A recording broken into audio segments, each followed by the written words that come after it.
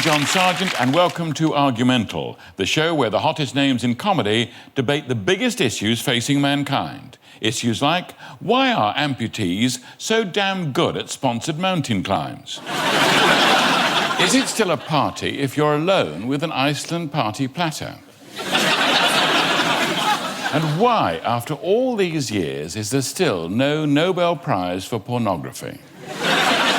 Here to argue such burning issues and others like them are our teams. In the red corner with Marcus Brigstock this week, it's Katy Brand.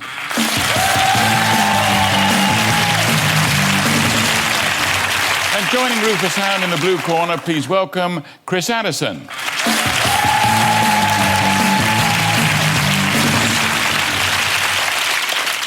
OK, let's kick off with round one, where we debate a big issue that for once doesn't cost £1.50 and smell of tramps. Tonight, the subject under discussion is MPs. In Britain, there are over 650 MPs working tirelessly to ensure that the wheels of government turn smoothly. Fighting for the rights of the British public, they strive to maintain justice and equality, ensuring the UK remains at the top of world politics. But lately, public confidence has been shaken due to an unfortunate expenses scandal. So, can our MPs ever hope to regain the public trust? A lot of honourable members there, but the issue I want the teams to argue over is this. MPs don't get paid enough. Supporting the statement on behalf of the red team, it's Marcus Brigstock.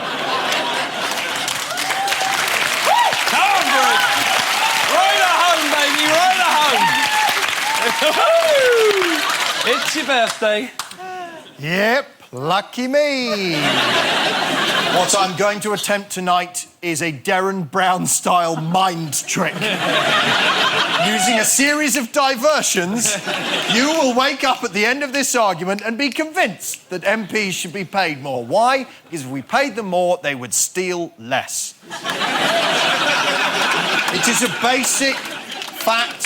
Thank you. It's a basic fact that everybody knows. If you pay peanuts, you get Boris Johnson. That is an unpalatable truth. There are lots of them. Unpalatable may be, but we know that they are fundamentally true. Paul McCartney is a bellend. We don't want him to be. He was in the Beatles. He's part of the greatest songwriting partnership the world has ever known. But he's a bellend. Unpalatable truths. Our MPs have to be paid more. We pay them more, and then they get no extras, no claiming for anything. If John Prescott breaks 2 toilet seats in a week, again, if he breaks 2 in a week, he must shit in the woods like nature intended him to do. Listen, there are certain things in life, if you buy them, you want a bargain. New top, nice. Car, bargain, fantastic. Not MPs. You don't want a bargain. Good news, everyone. We've got a Prime Minister and he says he'll do it for £1. You know, it would be lovely to think that we could attract lots of politicians who are just in it for the principle, but people don't do stuff just for the principle. Nurses don't do it for the principle of the thing. They don't. They do it because they've seen ER and they think at some stage there's a chance they'll be stooped by Clooney. Teachers don't do it because they love the job. They do it because they love long holidays and they hate kids. Doctors don't do it for any other reason than they know they're not Clooney, but eventually those nurses will get tired. You know, what this breaks down to is this. You get what you pay for. Flashy trainers. Sure, they were impressive when you first saw them, but now they're Tony Blair. Shit and covered in Catholic lies. And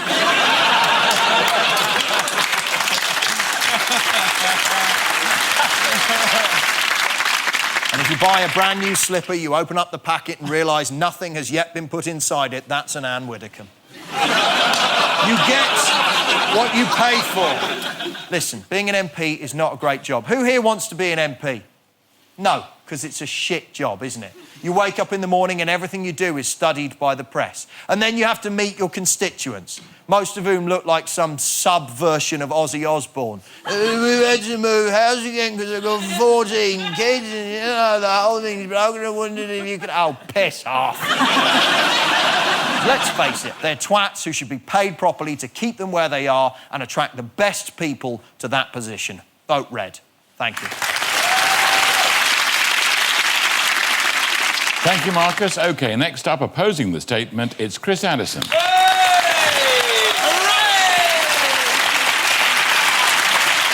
MPs are paid enough. And they're paid more on top of that. They are, if you will, paid more than enough. It's a little phrase that I've made up for the occasion. But the only people who think that MPs should be paid more are MPs. Why do they think this? Because MPs consider themselves to be special. It's not their fault. You would think you were special if the Queen turned up to your place of work once a year in fancy dress and did a state opening of the office. But that is what happens to these people. Once a year, they troll into the House of Lords, and there she is in a big hat with a book saying, "This year my government intends to do a number of things what it got out the Daily Mail." What's their job? Their job is to sort out the myriad tricky problems that face us. They're really tricky problems. I mean, these are really meaty, tricky problems. These are so tricky they would probably wear down the battery on that little box that makes Stephen Hawking work.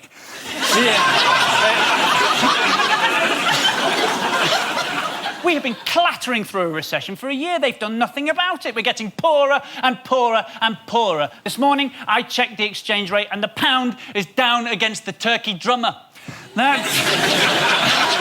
We'll be using scratch cards for currency. It's all very well in Wigan, but it's not going to work here, eh? Maybe if MPs want more money, they could work for tips. That's the way that would ensure... Well, that's a good system, isn't it? Because the way that tips work is, the harder you work, the better the job you do, the more money you get, and then MPs would start working harder, possibly being a bit flirtatious during constituency surgeries, maybe wearing lower-cut tops, peephole blazers during Prime Minister's question time. I only see my MP when he needs something from me. I only see my MP when he wants my vote. When I want something, never see hide nor hair of him. That toilet seat's wanted fixing in my downstairs bathroom these 18 months. Has he been round? No, he bloody hasn't. Right? In America, there is a phrase, politics is Hollywood for ugly people. We don't have Hollywood, we have EastEnders, and there are already an awful lot of ugly people in that. So, lastly, is it a good idea to distract them with more money? What do MPs spend money on? Prostitutes. Right? Now, that might not be true, but it's a fact. MPs, and every single one of us knows this, spends money on prostitutes. If we give them more of our money, they will be spending our money on prostitutes. We should be spending our money on prostitutes. Ladies and gentlemen, I urge you to keep your own money for prostitutes and vote blue!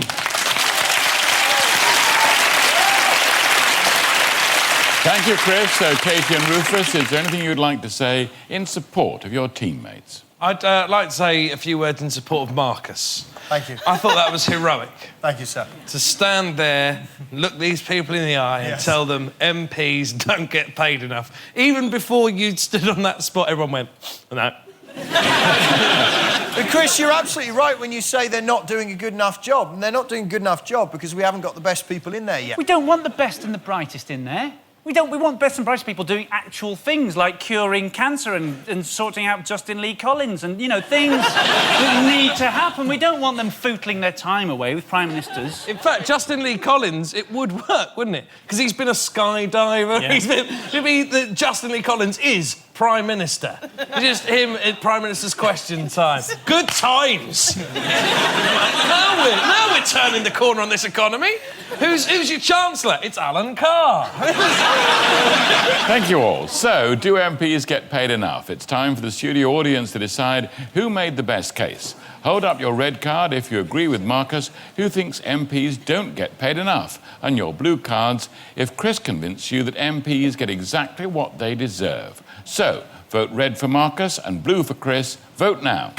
Well, I think the fact there are any red paddles, that means the moral victory is yours, Marcus. Bad, yeah. But the actual victory is ours. So that's a victory for the blue team. Well done, Chris and Rufus.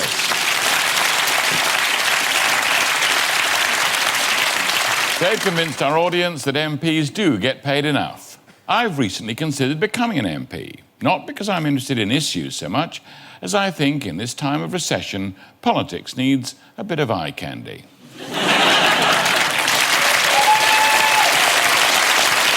Our next round is called That's a Brilliant Idea. We're going to present our teams with a series of totally preposterous statements. It's our panellists' jobs to produce an argument in support of these statements. When I think they've made a convincing enough case, I'll press my buzzer and we'll move on. One more thing. They must begin each argument with the words, "That's a brilliant idea." Rufus and Katy will play this one. Rufus, we'll start with you. Katy. And here's your first statement. Rufus. All Welsh children should become chimney sweeps. Is a brilliant idea. Of course, all Welsh children should become chimney sweeps. From what I can work out, most Welsh children are parents by the time they're 12, so it's good to have an income.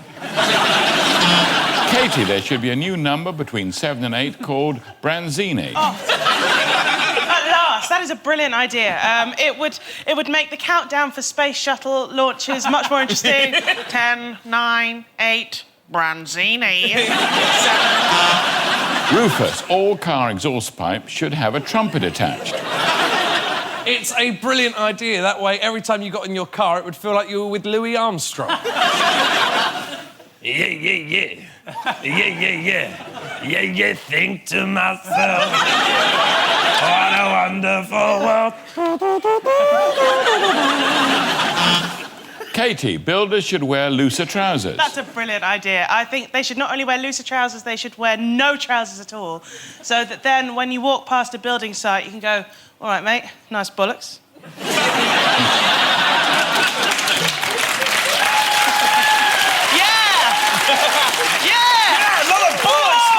Tonight. Girl power! Woo! Spice Girls forever, right? Rufus, everyone should be allowed one free murder. That is a brilliant That idea. is a brilliant idea. I love it. And the moment that becomes law, Jeremy Kyle, run.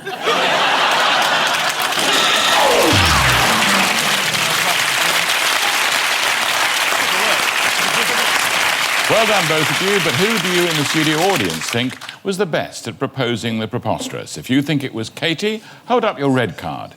And if you think it was Rufus, hold up your blue card. Vote now. It's a very even split.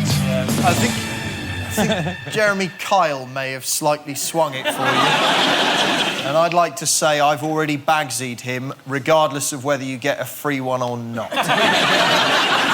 Well, it seems that Rufus was the most convincing, so well done to the blue team.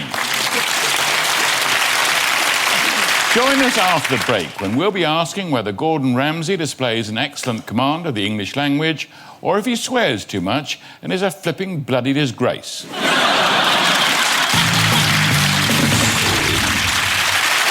Welcome back to Argumental, the only television show that features 30 minutes of non-stop confrontational arguing, apart from every episode of EastEnders ever. Right, next up is Slideshow. One member of each team will again be debating a controversial issue. But this time I want them to illustrate their argument using a series of pictures which they've never seen before. Marcus and Chris, it's you two for this one. Marcus, I'd like you to start by arguing that alien visitors are bound to be our friends. Here's your first picture. Yes, alien visitors are bound to be our friends, as this first helpful picture shows. But I think we know that they'd be our friends, because if you look at this next picture...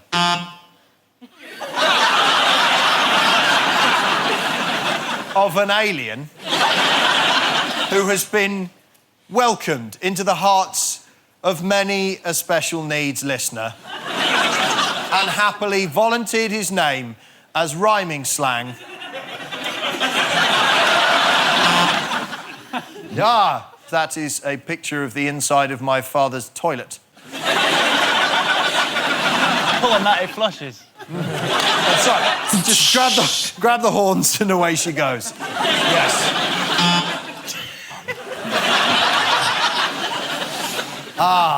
Yes. I think that the best approach when we do eventually encounter aliens will be to convince them that this is our leader. When they come down and say, "Take me to your leader," we will simply take them immediately to Dame Edna Everage, who will fling gladioli at them and say, "Darlings, welcome to Earth!" I mean, wow. You see that? I mean, sure, with a bit of fancy editing, that looks hostile, doesn't it? But we can all twist the truth using the media, can't we? But no, with new guidelines in place, I think you'd realise that this misunderstood creature here that bleeds acid is really just in need of a simple human hug. Vote red. Thanks, Marcus. Chris, I'd like you to argue the opposite, that alien visitors are bound to be our enemies. Here's your first picture.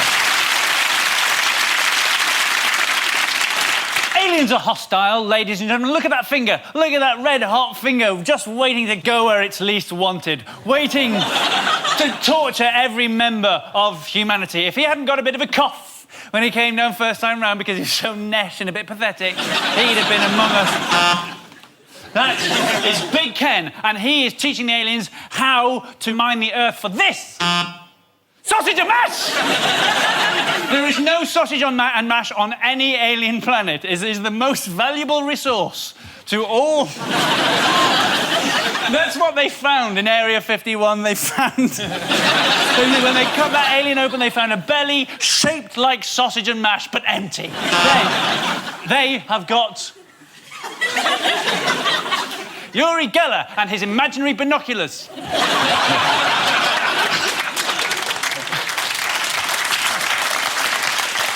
Even now, he is using to track the progress of his alien friends who are coming with unbendable spoons. The one thing that Geller wants, he is bringing them to us with spoon after spoon after spoon that he can use finally to have a cup of tea that isn't destroyed by his fake nonsense.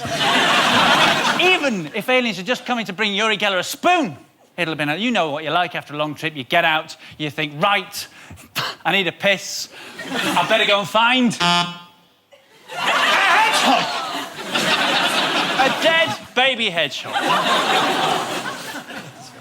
A dead baby hedgehog. I said they needed a piss, and then they showed me a picture of a dead baby hedgehog, and now it looks like the only way out of this is to do something about pissing on a dead baby hedgehog. How am I supposed to recover from that? Well, luckily, alien piss revives dead baby hedgehogs. So...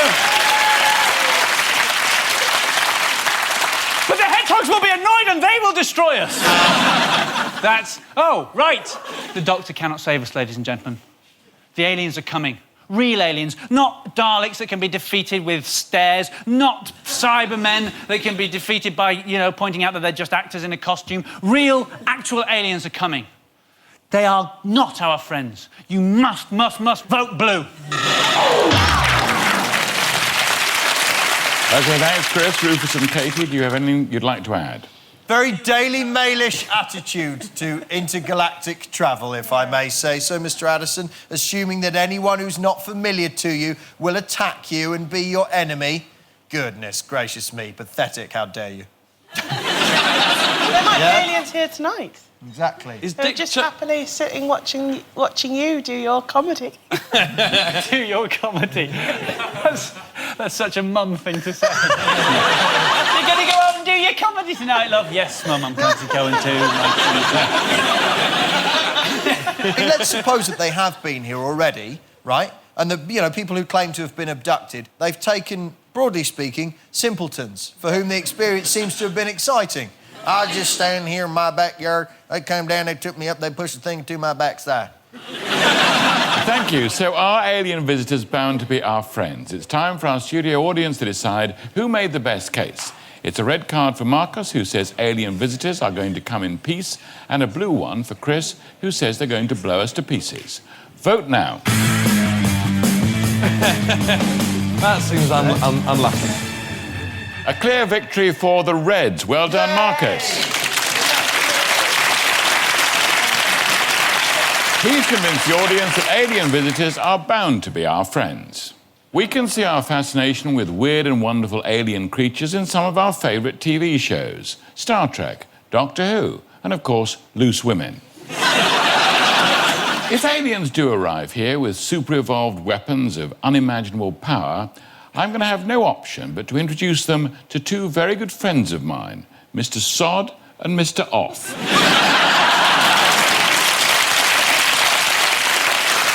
It's on to our popular culture round now, where tonight's debate is all about hunky-chunky Scottish chef Gordon Ramsay. He's the craggy-headed cooking monster that's force-feeding vegetarians and killing off our pub grub. A hit with the ladies, he loves nothing more than turning up the heat to gas-marked sex. Gordo's been down on his luck recently. He's lost over £10 million. Oi, Crinkly, did you forget to check down the back of your face? Yes, chef. Stuff your posh nosh. Some of us just want some traditional British slop. Tasty-licious. OK, the statement I want you to argue is this. Gordon Ramsay is a master of the English language. First up, it's Rufus.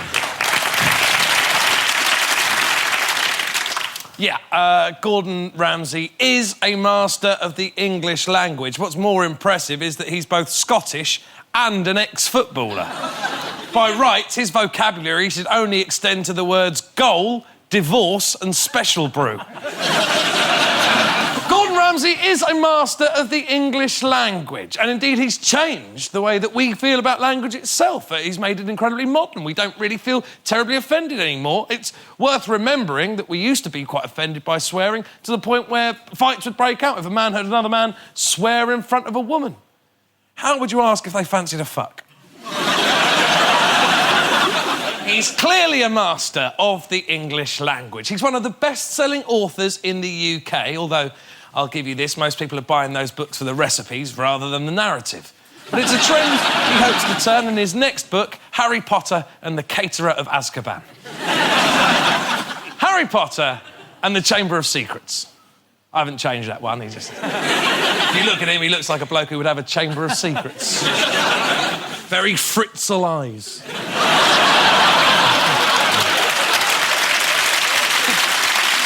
Everything about this man is visceral. The moment he's doing anything, the shirt comes off, the whites go on, he's up on his toes, let's have it, let's feel it, let's be it. And that's reflected in his language, which is why he's a master of the English language. I'd like now a volunteer. You, sir, what is it you do for a living? You're a managing director of your own company. What does that company do, if I might ask? Builds sports pitches. Tennis courts, football pitches, that kind of thing, right? That was a conversation there. I don't know this man.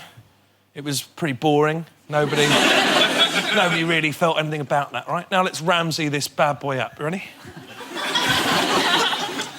All right, fuck flaps. You big shit pissy monkey. What do you do for a living? Fuck off, exactly!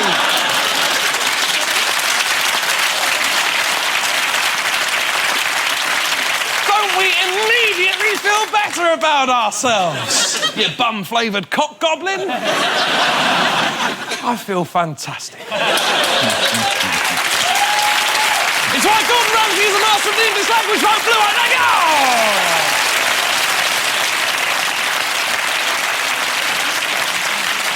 Well done.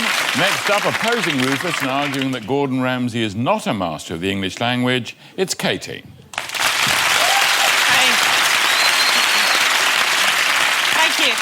I thought that was a brilliant argument for why Rufus Hound is a master of the English language. Would that Gordon Ramsay could be that creative with his insults. Exactly. But he's not. All he says is fuck, with the occasional bollocks thrown in for a bit of variety, which I'm not complaining about, but still, it doesn't make you... it doesn't make you a master of the English language. Gordon's excuse for all this is that it's just the language of the industry. No, Gordon, no. That is not a good enough excuse for yelling fuck into every passing person's face. Imagine if nurses used the same excuse. It's just the language of the industry, says the nurse as they walk solemnly through the hospital. I'm so sorry, Mrs. Wilkinson, but we did all we fucking could. Yes? And at the end of the day, we just couldn't fucking save him. Yes? OK? So bereavement is happening. Move on. Done. Oh. Yeah. It's just the language of the industry. It's total nonsense. He's not a master of the English language. Maybe if we were arguing that he was a master of the Scottish language, which is mostly swearing and nonsense. In Rufus's words, world, Gordon Ramsay is the gold standard in English literature. So good. Let's take that back into history. So, to be or to not fucking be, yeah? Existential angst. Done. Brilliant. Shall I compare thee to a fucking summer's day? Romance. Done. If you can keep your fucking head while everyone around you is losing their bollocks, then fuck off out of my kitchen. Done. Brilliant. Come on, guys. We all know that Gordon Ramsay might be a brilliant chef, but there is no way he is a master of the English language. So vote red, but more importantly, it's a vote against Gordon fucking Ramsay. Done.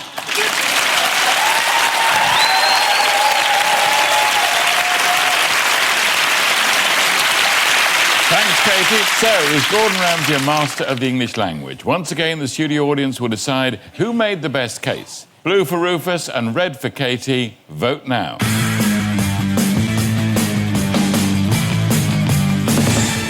It's a clear win for the Reds. Well done, Katy and Marcus.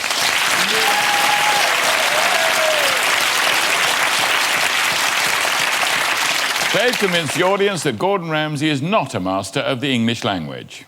It's hard to talk about Gordon Ramsay without saying so much as one sodding swear word. Oh, bum-ass, I've knob-holed it up already. So, at the end of that round, both teams are neck and neck.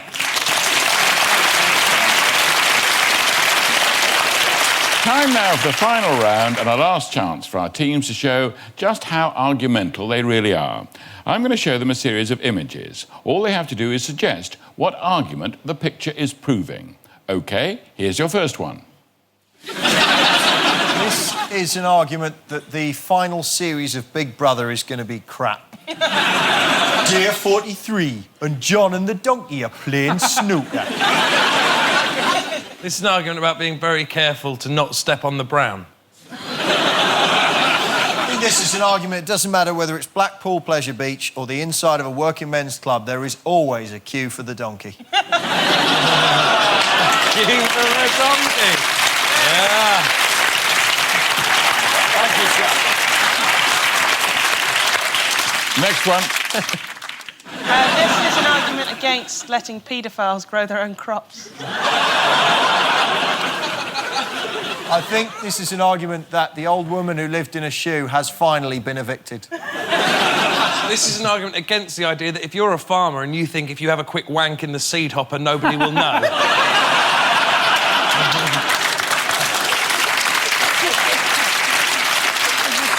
Next one. This is an argument against letting gimps have their own union. This is an argument for never looking in John Sargent's dressing room. OK, that's it. So for the final time tonight, it's down to our studio audience to decide who made the best case. Red for Marcus and Katy, and blue for Rufus and Chris. Vote now.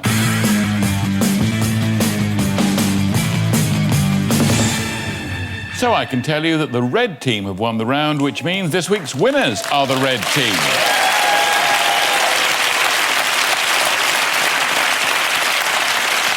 Well done, Marcus Bridgestock and Katy Brand. Commiserations to Rufus Hound and Chris Addison. That's all we've got time for. Good night.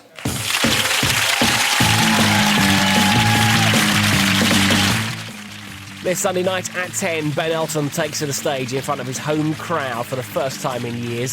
See Dave's brand new exclusive one-night stand on the 10th of the 10th at 10. Next, though, it's Mock the Week.